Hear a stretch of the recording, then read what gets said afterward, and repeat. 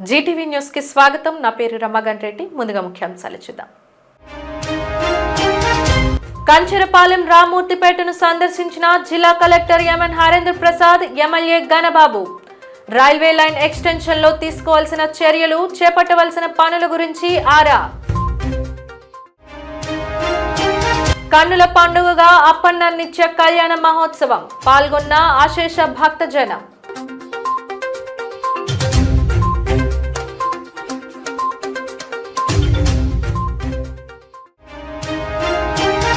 కట్టెలు తెంచుకున్న అదాని పోర్టు కార్మికుల ఆగ్రహం. ఇచ్చిన హామీలు వెంటనే అమలు చేయకపోతే ఉద్యమం తప్పదని హెచ్చరిక.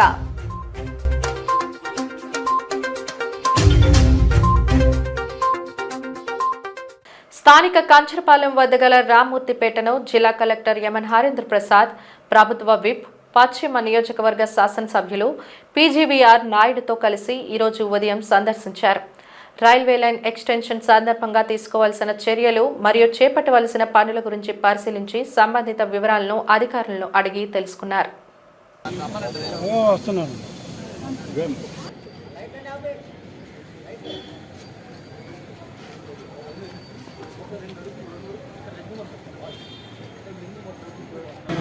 ఒక అండర్ పాస్ ప్రతిపాదన చేయడం జరిగింది. లెవెల్ క్రాసింగ్స్ ఉన్న చోట అండర్ పాస్ నిర్మాణాలు జరగాలంటే రైల్వే నిధులతోనే నిర్మాణం జరగాలనే ప్రతిపాదన ఉన్నప్పటికీ కూడా ఇక్కడ అప్పటికే రైల్వే నిధులు ఆల్రెడీ ఫ్లైఓవర్ నిర్మాణానికి వెచ్చించారు కాబట్టి మేము అండర్ పాస్ నిర్మాణం చేయమని చెప్పి వాళ్ళు రావటం, ఆ అండర్ పాస్ నిర్మాణానికి వారు రాకపోవడం వల్ల రాష్ట్ర ప్రభుత్వ నిధులు, నియోజకవర్గ అభివృద్ధి నిధులు, ఏదైతే ఎస్డిఎఫ్ నిధులు వచ్చాయో ఆ నిధుల్లో మనం ముందుగానే డిపాజిట్ చేసి ఆ నిధులతో, ఈ రైల్వే నిధులతో కాదు, ఇది రాష్ట్ర ప్రభుత్వ నిధులతో మనము ముందు డిపాజిట్ చేసిన తర్వాత రైల్వే వారు కట్టినటువంటి అండర్ పాస్. ఇది ఒకటే బహుశా ఈ రాష్ట్రంలో కానీ దేశంలో కానీ రాష్ట్ర ప్రభుత్వ నిధులతో కట్టినటువంటి అండర్ పాస్. అది మీ అందరికీ తెలియాలి. ఇప్పుడు ఈ అండర్ పాస్ నిర్మాణం జరిగిన తర్వాత కొంత వెసులుబాటు ఇక్కడ ఉండేటువంటి గ్రామస్తులు కనీసం యాక్సెస్ రైలు పట్టాలు దాటి వెళ్ళకుండా, లేకపోతే లెవెల్ క్రాసింగ్ ఇబ్బంది లేకుండా చేయడం జరిగింది. అయితే ఇప్పుడు మరలా మొదటికి వచ్చింది మళ్ళీ కొత్త సమస్య. ఈ రెండు లైన్స్ నిర్మాణంతో మరలా ఒక కొత్త సమస్య వచ్చింది. వాషింగ్ షెడ్కి వెళ్ళేటువంటి లైన్ వల్ల అక్కడ ట్రైన్స్ ఆగినా, అక్కడ లెవెల్ క్రాసింగ్స్ ఆపరేషన్స్ ఆగినా, ఈ మొత్తం విలేజ్ బోత్ సైడ్స్ అటు ఇటు రెండు రైల్వే లైన్ల మధ్యన ఉండేటువంటి గ్రామాలు అవడం వల్ల నిత్యం ఇబ్బందులకు గురవుతున్నారు. దీనికి ఒక శాశ్వత పరిష్కారాలు ఏ రకంగా ఉండాలనే లోపు మరలా రైల్వే అభివృద్ధి పనులు మరలా ఇక్కడ ట్రాక్ రావడం వల్ల ఇక్కడ ఊరికి వచ్చేటువంటి యాక్సెస్ దారులు తగ్గుతున్నాయి. ఈ గ్రామంలో ఉండేటువంటి ఇల్లు కొన్ని కోల్పోవాల్సి వస్తుంది.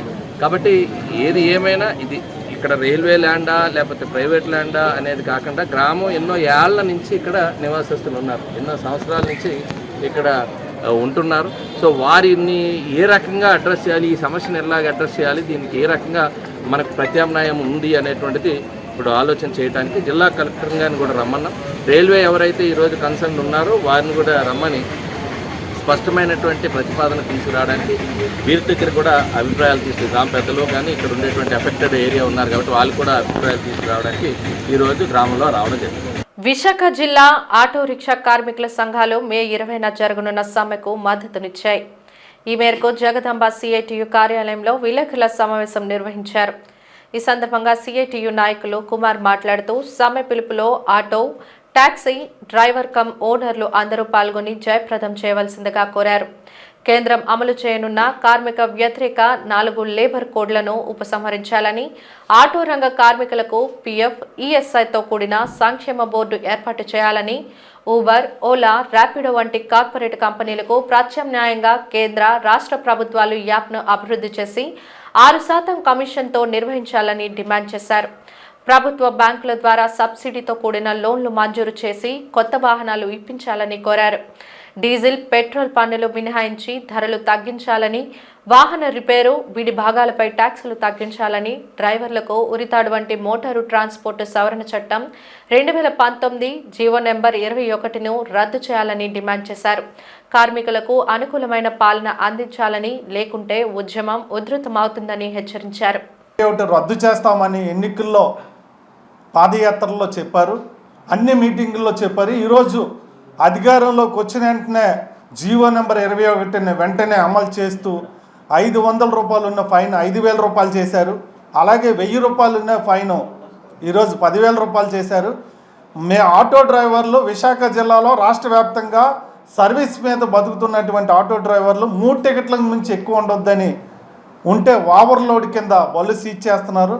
ఈ అన్నిటికీ రాష్ట్ర కేంద్ర ప్రభుత్వాలకు వ్యతిరేకంగా రేపు 20వ తారీఖున దేశవ్యాప్తంగా జరిగినటువంటి బంద్లో విశాఖపట్నంలో ఆటో డ్రైవర్లు అందరూ పెద్ద ఎత్తున పాల్గొని ఈ బంద్ను విజయవంతం చేయాలని మీడియా ద్వారాగా తెలియజేస్తున్నాం.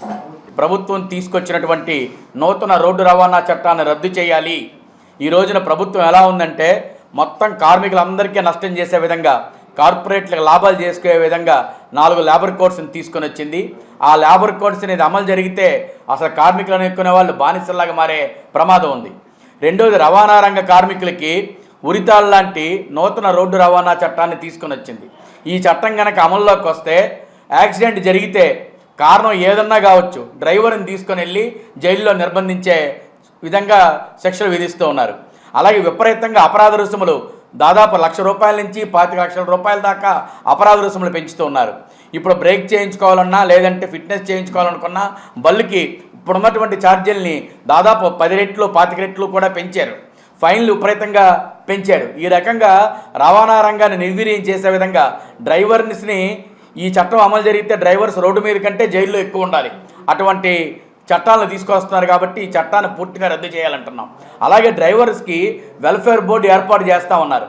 ఇంతవరకు వెల్ఫేర్ బోర్డు అనేది ఏర్పాటు చేయట్లేదు. కాబట్టి డ్రైవర్ల యొక్క సంక్షేమం కోసం వెల్ఫేర్ బోర్డు ఏర్పాటు చేయాలి. ఈ రోజున మొత్తం ఆంధ్ర రాష్ట్రంలో కానీ దేశంలో కానీ రోడ్ల పరిస్థితి చాలా అధ్వానంగా ఉంటుంది. ఆ రోడ్ల మీద యాక్సిడెంట్లు అవుతూ ఉన్నాయి. యాక్సిడెంట్లు అవడానికి కారణాన్ని పరిశీలన చేయకుండా డ్రైవర్నే శిక్షించడం ఎంతవరకు కరెక్ట్ అని చెప్పేసి అడుగుతూ ఉన్నాం. విజయనగరం జిల్లా కొత్తవలస మండలం బలిఘట్టం గ్రామంలో సూక్ష్మ, చిన్న మరియు మధ్య తరహా పరిశ్రమల పార్కును 57 ఎకరాల్లో సుమారు 7 కోట్ల వ్యయంతో జిల్లా మంత్రి కొండపల్లి శ్రీనివాసరావు, ఎస్కోట ఎమ్మెల్యే కోళ్ల లలిత కుమారిలు శంకుస్థాపన చేశారు. ఇంటికొక పారిశ్రామికవేత్తను తయారు చేయడమే లక్ష్యంగా ప్రభుత్వం ముందుకు వెళ్తుందని మంత్రి పేర్కొన్నారు. కూటమి ప్రభుత్వం అందిస్తున్న అవకాశాలను ప్రతి ఒక్కరూ సద్వినియోగం చేసుకుని తమ భవిష్యత్కి బంగారు బాటలు వేసుకోవాలని ఆయన పిలుపునిచ్చారు.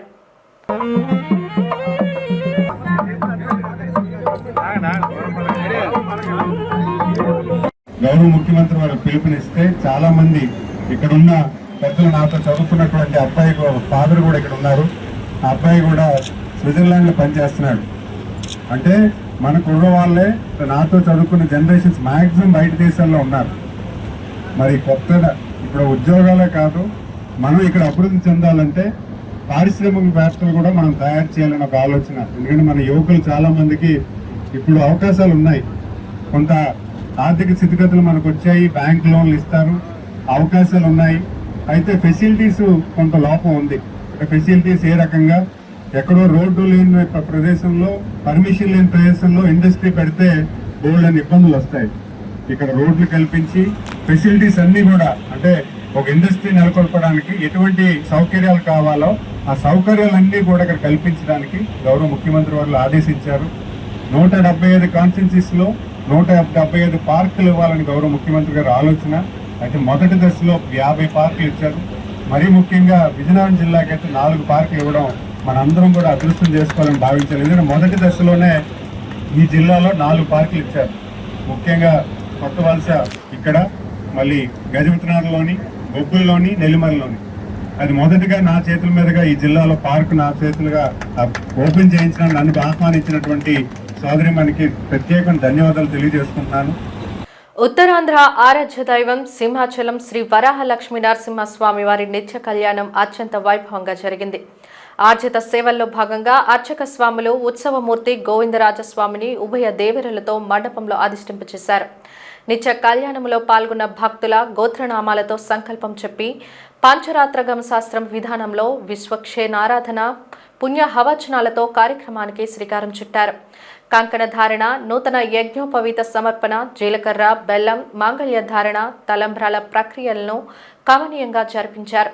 మంత్రపుష్పం, మంగళ శాసనాల తర్వాత భక్తులకు వేదాశీర్వచనాలు, శేషవస్త్రాలు, స్వామివారి ప్రసాదాలను అందజేశారు.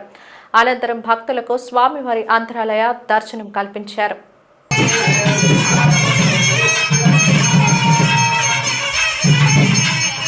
కూడా ఆయన యొక్క అనుగ్రహం చేత మన యొక్క కర్తవ్యం నిర్వర్తించాలనేటువంటి సంకల్పం చేత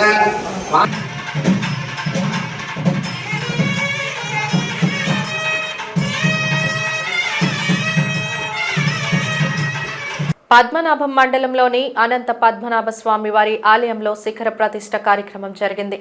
అత్యంత వైభవంగా జరిగిన మహోత్సవానికి భీమిలి ఎమ్మెల్యే గంటా శ్రీనివాసరావు ముఖ్య అతిథిగా విచ్చేశారు.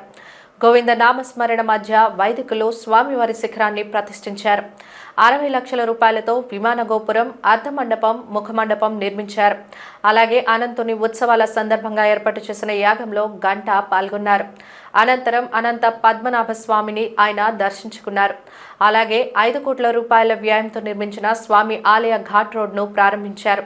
ఆలయానికి సంబంధించిన 2 ప్రధాన పనులను ఒకే రోజు ప్రారంభించడం పట్ల ఆ ప్రాంత ప్రజలు హర్షం వ్యక్తం చేస్తున్నారు.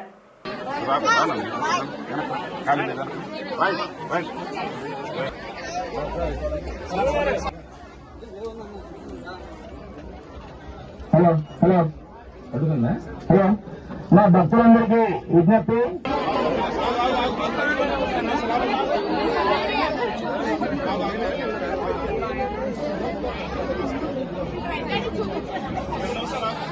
ఎంతో శుభకరమైన చాలా పవిత్రమైన రోజుగా నేను నా జీవితంలో భావిస్తా ఉన్నాను. ఏదైతే వేలాది మంది భక్తుల సమక్షంలో అనంత పద్మనాభ స్వామి ఈ దేవాలయం మళ్ళీ దీన్ని ఈరోజు శిఖర స్థాపన అనంత పద్మనాభ స్వామి దర్శనం చేసుకోవడం చాలా సంతోషకరంగా ఉంది. దేశంలోనే అనంత పద్మనాభ స్వామి ఆలయాల్లో ఒకటి మనకి కేరళలో తిరుపతిలో ఉన్న అనంత పద్మనాభ స్వామి. చెప్పాలంటే ఆ స్వామి కంటే కూడా ఇది స్వయం అటువంటి అనంత పద్మనాభ స్వామి ఆలయం కొన్ని కారణాల వల్ల రాష్ట్రం ఒక తిరుగుబడి ఇది కొంచెం మరమ్మతులు తిరిగాటం, ఆ తర్వాత మన ప్రభుత్వం ప్రత్యేకంగా దీని మీద దృష్టి పెట్టి ఈ పైకి ఘాట్ రోడ్డు కానీ లేకపోతే ఆలయాన్ని మొత్తం మరమ్మతులు చేయడం కానీ పైన శిఖరం ఏదైతే ఆలయానికి చాలా ఇంపార్టెన్స్ ఉందో క్షేత్రంలో ఎంత శక్తి ఉంది అనేదానికి మనకి ఈరోజు ఒక సజీవ తార్కాణంగా పైన శిఖరం ప్రతిష్ఠిస్తున్నప్పుడు పార్వతీపురం మన్యం జిల్లా గుమలక్ష్మీపురం మండలంలో ఆంధ్ర ఒరిస్సా సరిహద్దు ప్రాంతమైన ఎల్విన్పేట గునుపూర్ జంక్షన్లో ముమ్మరంగా వాహనాలు తనిఖీ చేపట్టారు పోలీసులు. ఛత్తీస్గఢ్ నుండి ఆంధ్రాకి మావోయిస్టు కదలికలు ఉన్నాయన్న సమాచారంతో పాటుగా విశాఖ రూరల్లో ఎన్కౌంటర్ కారణాలతో సరిహద్దు పోలీసులు ముమ్మరంగా పహారా కాస్తున్నారు. ఈ ప్రాంతంలో కొత్తవారు ఎవరు కనిపించినా పూర్తి వివరాలు సేకరించి వివరాలు అడిగి తెలుసుకుంటున్నారు. వారి దగ్గర ఉన్న సెల్ ఫోన్, ఆధార్ కార్డులను క్షుణ్ణంగా పరిశీలిస్తున్నారు. ఇటు వరుస నుంచి వచ్చిన ప్రతి వాహనాన్ని జాగ్రత్తగా తనిఖీ చేసి రికార్డ్స్ అడిగి తెలుసుకుని సరైన పత్రాలు లేని వారిపై కేసులు నమోదు చేస్తున్నారు. ఆల్టర్నేటివ్ థెరపీస్, కాస్మెటాలజీ కోర్సుల బోధనల్లో అపారమైన అనుభవం ఉన్న స్వస్థ సూచన్ ఇన్స్టిట్యూట్ ఇంటర్ డిగ్రీ విద్యార్థులకు సువర్ణ అవకాశాలు కల్పిస్తోంది. కోర్సులకు సంబంధించిన వివరాలు వెల్లడించేందుకు సంస్థ ప్రతినిధులు ఈరోజు స్థానిక విజయ ప్రెస్ క్లబ్లో విలేకరుల సమావేశం ఏర్పాటు చేశారు. ప్రస్తుత పోటీ ప్రపంచంలో సరైన ఉపాధి పొందేందుకు తాము అందిస్తున్న కోర్సులు ఎంతగానో దోహదపడతాయని సంస్థ ప్రతినిధులు డాక్టర్ హరిత, రాజీవ్లు పేర్కొన్నారు. ఏడాది కోర్సులో విద్యార్థులకు శిక్షణతో పాటు ఉన్నత ప్రమాణాలు పాటిస్తూ ఇంటర్న్షిప్ కూడా కల్పిస్తోందన్నారు. డిగ్రీ చదివి ఉన్న విద్యార్థులకు ఏడాది పాటు ఈ కోర్సులో శిక్షణ అందిస్తోందని తెలిపారు. సెంచురియన్ యూనివర్సిటీతో అనుబంధం ఉండి post graduation diploma cosmetology, post graduation diploma diet and nutrition కోర్సులను అందిస్తోందని వివరించారు. సంబంధ కోర్సుల్లో అడ్మిషన్లు ప్రారంభమయ్యాయని, మరిన్ని వివరాలకు 6304326204 8309159894 నెంబర్ని సంప్రదించాలని వారు కోరారు. సమావేశంలో సంస్థ సిబ్బంది శ్యామ్ సుందర్, చిన్నారావు, అనంతలు పాల్గొన్నారు. దాన్ని మనం ఇంకొంచెం ఎలాబరేటెడ్గా అసలు ఎలా అయితే ట్రీట్మెంట్ అనేది పర్ఫెక్ట్గా ప్రతి ఒక్కరికి కూడా అందుతుంది అనే ఉద్దేశంతో ఒక టీమ్ ఆఫ్ మెంబర్స్ని మొత్తం అన్ని సిస్టమ్స్, స్వస్థ సూచనలో ఏంటంటే మొత్తం అన్ని సిస్టమ్స్ని ఎల్లోపతి నుంచి, ఎల్లోపతిలో ఉన్న అన్ని స్పెషలైజేషన్స్తో పాటు హోమియోపతి, ఆయుర్వేద, న్యాచురోపతి ఇలా అన్ని సిస్టమ్స్ని ఇంటిగ్రేట్ చేసి మనం ఇనిషియేట్ చేసాం. దానివల్ల ఏంటంటే ఎవరైనా ఒక కన్సల్టేషన్కి కాల్లో కానీ లేదంటే డైరెక్ట్గా అప్రోచ్ అయినప్పుడు వాళ్ళ కండిషన్ని చూసి మన డాక్టర్స్ అందరూ కూడా వాళ్ళతో డైరెక్ట్గా మాట్లాడడం వల్ల ఏంటి ఆల్రెడీ అప్పటికే వాళ్ళకు ఒక క్లారిటీ వచ్చేస్తుంది అసలు వాళ్ళు ఎలాంటి ఒక కండిషన్లో బేస్ చేసి ఉన్నారు అని. దాని తర్వాత మనమే సజెస్ట్ చేస్తాం ఏంటి మీరు ఇలాంటి ఒక ట్రీట్మెంట్లోకి వెళ్తే ఈ పర్టికులర్ ఆయుర్వేదంకో హోమియోపతికో వెళ్తే కూడా మీకు 100% రిజల్ట్ అనేది కనిపిస్తుంది, ఒకసారి మీరు చూడండి అని మనం సజెస్ట్ చేసినప్పుడు వాళ్ళు మన అడ్వైజ్ని తీసుకుని ఇనిషియేట్ చేస్తారు. సో ఈ విధంగా మనం ఎన్నో కేసెస్ 20+ వరకు like psoriasis cases and even bypass సర్జరీకి వెళ్ళాల్సిన కార్డియాక్ కేసెస్ని కూడా మనం హోమియోపతి అండ్ ఆయుర్వేదంతో ట్రీట్ చేసిన కేసెస్ ఉన్నాయి, టెస్టిమోనియల్స్.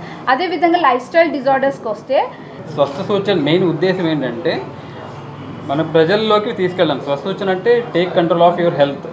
దీని యొక్క మెయిన్ ఉద్దేశం ఏంటంటే మన ప్రజలకి మనం అందరము ఒక 100% యాక్యురేట్గా రిజల్ట్స్ మనం అందించి నెక్స్ట్ అదేవిధంగా అందరికీ అందుబాటులో ఉండే విధంగా మనం చేస్తున్నాము.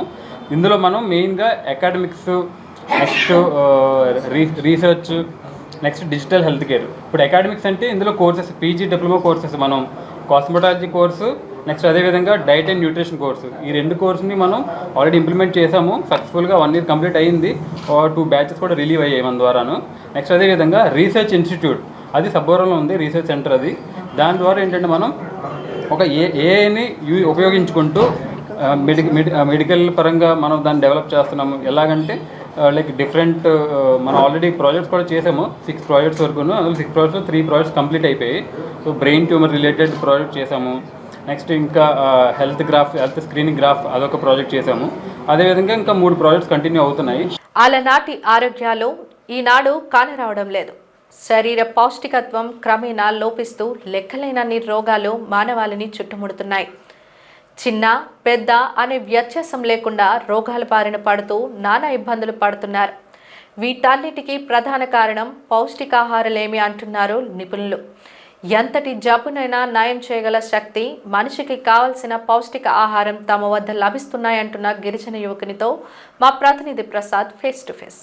చాలా అరుదుగా కనిపించే దుంపలు చూస్తున్నాను, విజువల్స్ మీకు చూపిస్తున్నాను. ఉల్లిపాయ ఏ సైజులో ఉందో కూడా చూడండి. అంతేకాకుండా దాని చుట్టుపక్కల ఉన్నటువంటి దుంపలు కూడా చాలా రేరుగా కనిపించే దుంపలు అని చెప్పుకోవచ్చు. ఎందుకంటే అదేవిధంగా సకల ఆరోగ్యాలకు కూడా సంపన్నం చేసేటువంటి ఈ దుంపలు మాట ఇవన్నీ చూస్తున్నాం. అయితే ఈ స్టాల్ ఏర్పాటు చేసినటువంటి వ్యక్తి గిరిజన సోదరుడు మనతో ఉన్నాడు. ఆయన అడిగి తెలుసుకునే ప్రయత్నం చేద్దాం. అన్న, ఏంటి అసలు ఈ దుంపల గురించి, అదేవిధంగా ఇంత అరుదైన దినుసుల గురించి మా జీటీవీ ప్రేక్షకులకి? నమస్తే సార్ అందరికీ. నా పేరు వంతల వెంకట్, మాది గొందొలస గ్రామం. మా గొందొలస గ్రామంలో అప్పుడు పూర్వతనం నుంచే మా దగ్గర దుంపలకి అనేది ఒక ప్రత్యేకత ఉంది సార్. పాత విత్తనాలకైతేనేమి పాత దుంపలు, రకరకాలమైన విత్తనాలు, రకరకమైన దుంపలు మా దగ్గర మా ఊరిలో ప్రత్యేకత ఉందన్నమాట. అప్పటి నుంచి ఇప్పుడు దాకా మా గ్రామస్తులందరూ దుంపలు ప్రతి ఒక్కరు కూడా తమకు కలిగినటువంటి చిన్న చిన్న ఒక బిట్టుల్లో వాళ్ళు సంరక్షణ చేసుకుంటూ దుంపల్ని, అవి అంతరించిన దుంపల్ని ఇంకా వాళ్ళు ఏం చేసుకుంటున్నారంటే వాళ్ళు ఇంకా బిల్ట్ చేసుకుంటున్నారనమాట. సీడ్స్ కూడా కొన్ని ఇవి అన్నీ అంతరించిపోతున్నాయి. ఇవి అంతరించిపోకూడదని వాళ్ళు ఏం చేస్తున్నారంటే ఒకరికొకరు అంటే ఒకరికొకరు వాళ్ళు బాధ్యత, నువ్వు ఈ సీడ్ చేసేవనుకో నేను ఈ సీడ్ చేస్తాను, ఈ సీడ్ మన దగ్గర నుంచి ఇవి అంతరించిపోకూడదు. ఇవి మనం ఏ చోట్ల వెళ్ళినా కూడా ఈ సీడ్ అనేది దొరకట్లేదు, చాలా అరుదుగా దొరుకుతున్నాయి. ఉన్న కూడా ఈ సీడ్ పట్ల ఎవరు కూడా ఆసక్తి చూపించట్లేదు. అందుకనేసి మా ఊరు వాళ్ళు ఈ సీడ్ని మనం రక్షించుకుంటే రాబోయే రోజుల్లో ఈ హైబ్రిడ్ కాకుండా మా దేశీయ వాళ్ళతోటి ఎటువంటి ఇతరది మనకు ఆధారపడకుండా మరి వాతావరణ విపత్తులకి మళ్ళీ ఎంత ఇది వచ్చినా కూడా మా ఇండిజినస్ సీడ్ అయితే వాతావరణ పరిస్థితులు కూడా తట్టుకుంటుంది అని మా ఒక గ్రామస్తులు ఒక ఈ నమ్మకంతో ఉన్నారు సార్. ఇప్పుడు ఇక్కడ అత్యంత అరుదుగా దొరికేటువంటి దుంప ఏంటి, ఆ దుంప వల్ల ప్రయోజనాలు ఏంటి సార్? అవి దుంపలు ఉన్నాయి కదా సార్, ఆ దుంపలన్నీ మరి చాలా అరుదుగా దొరుకుతాయి సార్. అవి మళ్ళీ ఇప్పుడు వెళ్ళి గ్రామాల్లో కూడా చూడండి, లేకపోతే ఎక్కడైనా చూడండి, ఏ మార్కెట్లో కూడా వెళ్ళి చూడండి, అసలు ఎక్కడ దొరకవు అవి. అవి నారుమూల ప్రాంతాలకి ఎక్కడైతే ఆ కొండ ఏరియాలు ఉన్నాయో అక్కడ మాత్రమే దొరుకుతాయి. అదనమాట. అంటే ప్రతి దుంప కూడా భూమిలోంచి వచ్చేది కాదు, అది కూడా పండే దుంప ఉందని చూపిస్తున్నారు మీరు. ఈ దుంపలు అయితే చాలా అరుదుగా దొరుకుతాయి సార్. ఓకే. ఎక్కడ కూడా దొరకవు. దుంపను ఏమంటారు ఇది? ఈ దుంపని ఈ 5 నాగల దుంప అంటారు. ఈ దుంప మనకు పశువులు ఆరోగ్యకరంగా కొన్ని బలహీనంగా ఉంటే వీటిని రైస్తో అది మిక్స్ చేసి అది ఉదయం సాయంత్రం కానీ ఒక నెల రోజులు అంటే ఒక్కొక్క రోజులు పెడితే ఆ ఆవు రికవర్ అయిపోద్ది సార్.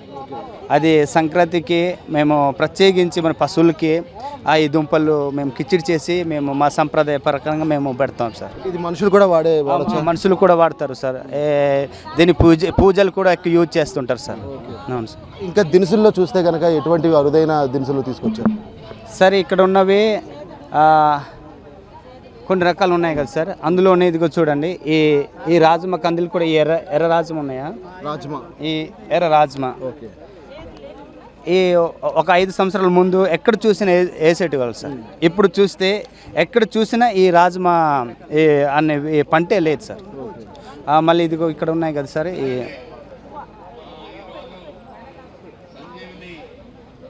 ఈ కాకి జొన్న, ఈ దేశీయ వాళ్ళు ఇది మా ఏజెన్సీలో మళ్ళీ అంతకు అంతరించిపోతుంది సార్. ఇవన్నీ కాకుండా ఈ బ్లాక్గా ఉన్నది కావచ్చు, లేదంటే ఇవన్నీ కూడా సార్. ఇదిగో ఒకసారి చూడండి, ఈ జొన్న, ఇది బ్లాక్ జొన్న. ఇది మొత్తం 5 రకాల జొన్నలు మిక్స్ అయి ఉంటాయి చూడండి. ఈ జొన్న సార్. ఈ ఎక్సెల్కి ఇది మనం ఎక్కడ వెళ్ళి చూసినా దరిదాపులు ఈ ఏజెన్సీలోనే ఎక్కడో ఒక చోట ఉంటుంది. ఇలాగా ఆసక్తికరమైన రైతుల దగ్గర మాత్రమే ఉంటుంది, మిగతా వాళ్ళ దగ్గర ఎవరి దగ్గర ఉండదు. ఎందుకు ఉండదంటే అధికమైన లాభాల కోసము హైబ్రిడ్ సీడ్కి పడిపోయి మా సొంత సీడ్ అనేది ఇటువంటి సీడ్ ఎక్కడ ఉంటే వాళ్ళు అస్సలు ఆసక్తి చూపించట్లేదు సార్. అందుకనేసి నా దగ్గర ఇటువంటి సీడే నేను ఎప్పుడు కూడా నేను వేసుకుంటుంటాను. అప్పటి నుంచి సంరక్షణ చేసుకుంటూ వస్తున్నాను సార్. ప్రభుత్వంకి మీరు ఏమైనా చెప్దాం అనుకుంటున్నారా? ప్రభుత్వం నుంచి మీరు ఏమైనా ఆశిస్తున్నారు? ప్రభుత్వం ఇటువంటి ఇండిజినస్ సీడ్ని వాళ్ళు బలోపేతం చేస్తే రాబోయే రోజుల్లో మళ్ళీ సీడ్ కొరత లేకుండా ఉంటుందని, వీటికి అన్నికి కొద్దిగా బలోపేతం చేస్తే బాగుంటుందని నా మనవి సార్. ఓకే. అదేవిధంగా దిగువ ప్రాంత ప్రజలకు కూడా ఇటువంటివి అంటే ఇప్పుడంతా ఇన్స్టెంట్కి సంబంధించినటువంటి ఆహారానికి అలవాటు పడ్డ వారికి మీరు ఇచ్చే సలహా సూచనలు ఏమైనా ఉందా? అంటే ఇంత మంచి ఆరోగ్యకరమైనటువంటి ఏర్పాటు చేసినటువంటి మీరు ఎటువంటి సూచనలు సలహాలు ఇస్తారు సార్? నా సలహా ఒకటే సార్, మళ్ళీ కింద దిగు ప్రాంతాల్లో ఉన్న వాళ్ళు కూడా ఇప్పటికీ ప్రతి ఒక్కరు కూడా వాళ్ళు అనుభవిస్తున్న ఒక బాధలు ఏంటంటే కాలు చేతులు నొప్పులు, వాళ్ళు రకరకాలమైన జబ్బులతోటి. ఎందుకు వాళ్ళకి ఇవి వస్తున్నాయంటే వాళ్ళ సొంత విత్తనాలకి ఆధారపడకుండా, అంటే సొంత ఫుడ్ కాకుండా బయట దొరికే మనం ఇప్పుడు హైబ్రిడ్ ఫుడ్ అయితేనేమి, ఫాస్ట్ ఫుడ్ అయితేనేమి, అవంతా కెమికల్తో ప్రొడక్ట్ అయ్యేవి సార్. వాటిని మనం తీసుకోవడం వల్ల మనకి అనారోగ్యానికి ఎక్కువ గురి అవుతున్నాం సార్. అందుకనేసి ఇటువంటి మా ఇండిజినస్ సీడ్స్ ఉంటే, ఇండిజినస్ సీడ్ అనేది చాలా రోగ నిరోధక శక్తులు కలిగినటువంటి ఈ సీడ్ సార్.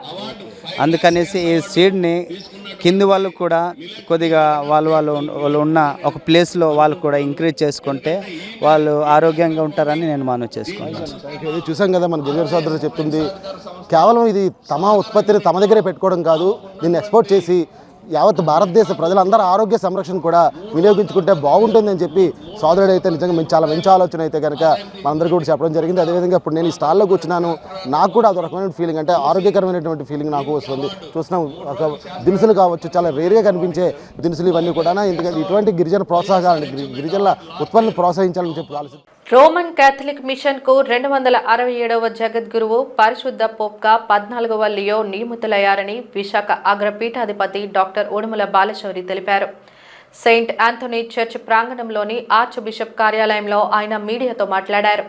ఇటీవల పోప్ ఫ్రాన్సిస్ ప్రభు సన్నిధికి చేరిన నేపథ్యంలో వాటికన్ అధిపతిగా పునీత పేతురు వారసునిగా పోపు 14వ లియో ఆయన స్థానంలో నియమితులయ్యారని వెల్లడించారు.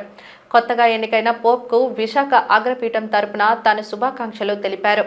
ప్రపంచ ప్రజలందరికీ కాపరిగా నిలిచేందుకు దేవుడు ప్రసాదించిన ఒక మహోన్నతర వరం అని పోప్ 14వ లియో అన్నారు.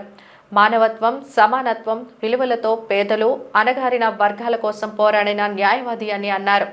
యుద్ధంలో నలిగిపోతున్న వారి పట్ల ప్రభు సన్నిధిలో ప్రార్థించే ప్రార్థనా పరులని చెప్పారు. నూతన జగద్గురువు సత్యం, న్యాయం, దయ, కనికరం, సమాధానం, శాంతి, ఐక్యత వంటి విలువలతో ప్రపంచ శాంతికి ప్రతీకగా నిలవాలని ఆకాంక్షించారు. సమావేశంలో fathers Jonnada John Prakash, Duggampudi Balashowri, K Jayaraju, Raviteja తదితరులు పాల్గొన్నారు. భారతదేశానికి చాలా ముఖ్యమైన వాళ్ళు. ఓ భారతదేశమా, నీ బిడ్డలే నీకు శరణము, నీ రక్షణకు, దేశ బాగుకు నీ బిడ్డలే శరణమని మనలందరినీ సంబోధిస్తూ ఆశీర్వదించారు. వారి తర్వాత అది 1886లో కనుక దాదాపు 200 సంవత్సరాల తర్వాత పోపు గారు ఎవరైనా ఎన్నికైనప్పుడు క్రొత్త పేరు ధరిస్తారు. తన యొక్క భావి ప్రణాళిక, కార్యాచరణ ఏ విధంగా ఉంటుందో తన పేరులోనే ఉంటుందన్నమాట. దివంగత పోపు గారు ఫ్రాన్సిస్ అని పేరు పెట్టుకున్నారు. లోకమంతట శాంతి సమాధానాల కోసం కృషి చేశారు. వీరు పేదల పట్ల, అణగారిన వారి పట్ల ప్రత్యేక శ్రద్ధ వహించారు. వీరు అమెరికన్ సిటిజన్ కానీ మిషనరీగా దక్షిణ అమెరికాలోని పెరు దేశంలో చాలా సంవత్సరాలు పనిచేశారు, సేవలు అందించారు. అక్కడే 2015లో బిషప్గా అభిషేకించబడ్డారు. అంటే నా తర్వాత నేను 2013లో బిషప్గా అభిషేకించబడ్డాను. కానీ 2023లో కార్డినల్ అయినారు. కార్డినల్ అంటే పోపు గారిని ఎన్నుకునే వాళ్ళలో ఒక సభ్యుడు. ఇప్పుడు దాదాపు 135 మంది కూర్చొని వాటికన్ నగరంలో వారు ఈ పోపు గారిని 2 రోజులు ఓటింగ్ జరిపి, రహస్య ఓటింగే కనుక వారు ప్రార్థించి పరిశుద్ధాత్మ ప్రేరణతో పోపు గారిని ఎన్నుకున్నారు. వీరిలో గొప్పతనం ఏంటిదంటే అమెరికా నుంచని కాకుండా చాలా విశాల మనస్తత్వం, మానవత్వం. ప్రజలందరూ ఏ మతానికి, ఏ ధర్మానికి చెందిన అందరూ వసుదైవ కుటుంబంగా జీవించాలని ముఖ్యంగా ప్రజలందరినీ ఆశీర్వదిస్తూనే పేదలను, బీదలను ఆయన మట్టిలో, బుడుగుల్లో వారితో దక్షిణ అమెరికా అంటే కొంతమంది ఉత్తర అమెరికా లాగానే చాలా ధనవంతమైన దేశాలు అనుకునే ప్రమాదం ఉంది. అక్కడ చాలా అంతర్యుద్ధాలు, సివిల్ వార్స్ జరిగి నీతి న్యాయం కోసం ప్రజల్ని ఈ దేశాలలో వాళ్ళ సైనికులే, వాళ్ళ అధికారులే ప్రజల్ని చాలా కష్టాలకు గురి చేశారు. కొన్నిసార్లు పిట్టల్ని కాల్చినట్టు కాల్చి చంపిన ఈ దేశాలలో పెరు నుంచి రావటం చాలా ఆనందం, ఆశీర్వాదం. గాజువాక 72వ వార్డులో గాజువాక బీజేపీ కన్వీనర్ కరణంరెడ్డి నరసింహరావు ఆధ్వర్యంలో పాకిస్తాన్తో పోరాటం చేస్తున్న త్రివిధ దళాలు, సైనికులు భారతదేశం సురక్షితంగా ఉండాలని రామాలయంలో ప్రత్యేక పూజలు నిర్వహించారు. ఈ సందర్భంగా కేఎన్ఆర్ మాట్లాడుతూ రాష్ట్ర అధ్యక్షురాలు దగ్గుపాటి పురిందేశ్వరి, మంత్రి మధుకర్జీ సూచనల మేరకు గాజువాక పాతకన్నవానిపాలెం పార్టీ కార్యాలయం ఎదురుగా ఉన్న శ్రీ రామాలయంలో యుద్ధంలో విజయం సాధించాలని త్రివిధ దళాల సైన్యం ప్రధాని మోదీ పేరు మీద ప్రత్యేక పూజలు నిర్వహించామని తెలిపారు. పర్యాటకులపై ఉగ్రవాదులు దాడిని వ్యతిరేకిస్తూ భారతదేశం ఉగ్రవాదులపై దాడి చేస్తే పాకిస్తాన్ మాత్రం మన సైనికులు, పౌరులపై దాడి చేస్తుందని మండిపడ్డారు. ప్రధానమంత్రి నరేంద్ర మోదీ నాయకత్వంలో భారతదేశం అత్యంత పటిష్టంగా ఉందని, పాకిస్తాన్ ఇప్పటికైనా బుద్ధి తెచ్చుకొని క్షమాపణ చెప్పి యుద్ధం విరమించుకోవాలని అభిప్రాయం వ్యక్తం చేశారు. భారతదేశంలో ఉన్న ప్రతి పౌరుడు నరేంద్ర మోదీకి మద్దతుగా నిలుస్తున్నారని తెలిపారు. కార్యక్రమంలో బీజేపీ వార్డు అధ్యక్షులు, నాయకులు తదితరులు పాల్గొన్నారు. దేశం కోసం తమ ప్రాణాలు సైతం ఫనంగా పెట్టి విజయం సాధించడం కోసం, దేశం కోసం, మనమంతా సుభిక్షంగా ఉండడం కోసం సైనికులు, త్రివిధ దళాలు, అదేవిధంగా ప్రధానమంత్రి నరేంద్ర మోదీ గారు, అదేవిధంగా హోంశాఖ మంత్రివర్యులు అందరూ కూడా మన విజయం సాధించాలని కోరుకుంటూ నిరంతరం మరి వాళ్ళు నిద్రలేని రాత్రులు ఎన్నో గడుపుతూ మనమంతా బాగుండాలన్న ఉద్దేశంతో వారు అక్కడ పాకిస్తాన్తో సరిహద్దుల్లో ఎంతోమంది మరి వాళ్ళ ప్రాణాలు తెగించి యుద్ధం చేస్తున్నారు. అందులో విజయం సాధించాలని ఎవరైతే భారతదేశ సరిహద్దుల్లో ప్రజలు కూడా చూస్తున్నాం, ప్రజలపైన కూడా, సామాన్య పౌరులపైన కూడా పాకిస్తాన్ ఉగ్రవాద సంస్థలు మరి వాళ్ళు డ్రోన్ల ద్వారా బాంబులు వేస్తున్నారు, మిసైల్స్ వేస్తున్నారు. దాని ద్వారా ఇప్పటికే 17 మందికి పైగా భారతీయులు, సామాన్య పౌరులు కూడా చనిపోయారు. వారు పాకిస్తాన్లో, అదేవిధంగా పాకిస్తాన్ ఆక్రమిత కాశ్మీర్లో మన భారతదేశం తరపు నుంచి ఏదైతే ఉగ్రవాద సంస్థలు ఉన్నాయో 9 ప్రముఖ ఉగ్రవాద సంస్థలను మనం నేలమట్టం చేయడం జరిగింది. అక్కడ పౌరులకు కానీ సైనికుల మీద కానీ మనం ఎటువంటి దాడి చేయలేదు. భారతదేశం శాంతిని కోరుకునే దేశం. Adani Gangavaram port employees committee సభ్యుల ఆధ్వర్యంలో అదానీ గంగవరం పోర్టు గేటును ముట్టడించారు. ముందుగానే భారీగా మోహరించిన పోలీసులు ముట్టడిని అడ్డుకున్నారు. ఈ సందర్భంగా పోర్టు కార్మికులు మాట్లాడుతూ అదానీ గంగవరం పోర్టు యాజమాన్యం కార్మికులను మోసం చేసిందని, సర్వీస్తో సంబంధం లేకుండా ప్రతి కార్మికునికి 60 రోజుల్లో 27 లక్షలు చెల్లిస్తామని చెప్పి మోసం చేసిందన్నారు. ట్యాక్స్ల పేరుతో తమను ఇటు యాజమాన్యం అటు ప్రభుత్వం కూడా మోసం చేయాలని చూస్తుందని అన్నారు. గంగవరం పోర్టు నిర్మించడం వల్ల చేపల వేట లేక ఉపాధి కోల్పోయామని, జట్టి నిర్మిస్తామని హామీ ఇచ్చి నేటికి జట్టి నిర్మాణం చేపట్టలేదని అన్నారు. గంగవరం పోర్టు కార్మికులకు న్యాయం జరగకపోతే మరో ఉద్యమం తప్పదని, వెంటనే రాష్ట్ర ప్రభుత్వం స్పందించి న్యాయం చేయాలని డిమాండ్ చేశారు. న్యాయం జరగని ఎడల గంగవరం పోర్టు నిర్మాణంలో ఎలా ఉద్యమించామో మళ్లీ అదే విధంగా ఉద్యమిస్తామని కార్మికులు హెచ్చరించారు.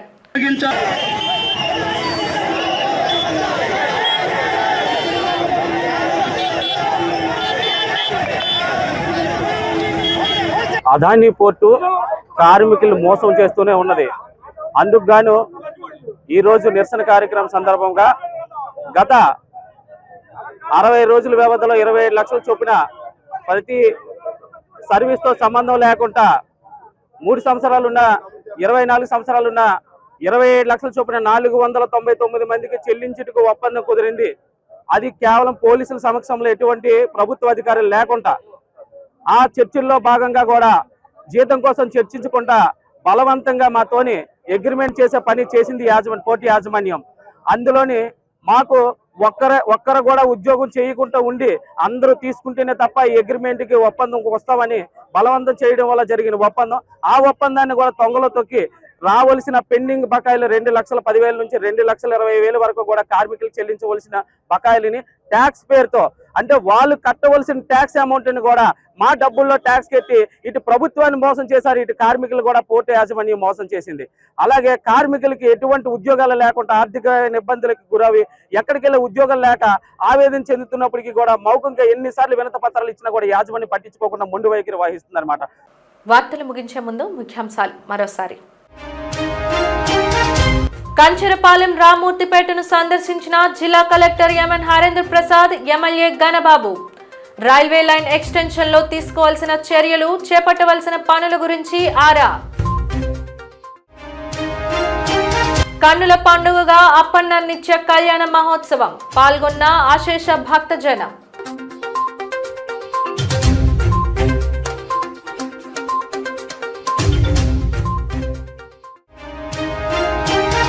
కట్టెలు తెంచుకున్న అదానీ పోర్టు కార్మికుల ఆగ్రహం. ఇచ్చిన హామీలు వెంటనే అమలు చేయకపోతే ఉద్యమం తప్పదని హెచ్చరిక.